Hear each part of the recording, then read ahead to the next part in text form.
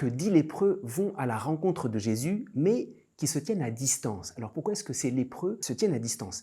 C'est pas tellement parce qu'ils ont peur de Jésus, c'est tout simplement parce qu'ils respectent la loi. Dans la loi de Moïse, le lépreux, on dit qu'il doit se dénouer les cheveux, il doit crier impur, impur, et que sa demeure est hors du camp, c'est-à-dire hors de la communauté. Il se tient à distance, tout simplement pour éviter de contaminer les autres. Et d'ailleurs, c'est le propre de la loi de Moïse, de l'Ancien Testament, c'est de nous sortir de notre déni sur le mal, sur les lèpres qui sont en nous. Alors ça peut être toutes sortes de lèpres, il y a une lèpre physique, fais attention, tu risques de faire du mal aux autres.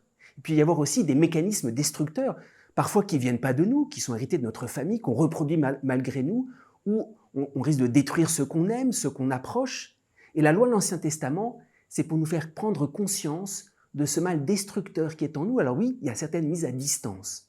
Et la bonne nouvelle de cet évangile, c'est que dans cette communauté de lépreux, Jésus, par son obéissance et par sa parole, vient donner un chemin de profonde réconciliation et de guérison même communautaire. C'est important à noter, un petit peu avant, au début de son ministère, Jésus a guéri un lépreux directement en le touchant.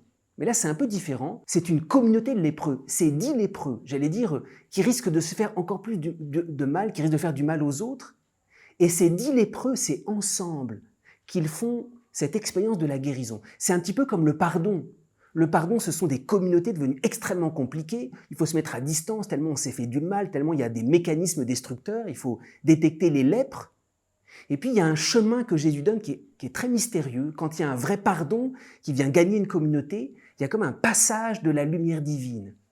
Et le pardon commence parce que chacun, au-dedans de nous-mêmes, on accepte nos limites, on accepte qu'on peut avoir des mécanismes destructeurs, de récupération, de vengeance. Et au-dedans de nous-mêmes, on accepte cette parole, va te montrer au prêtre, c'est-à-dire commence un chemin.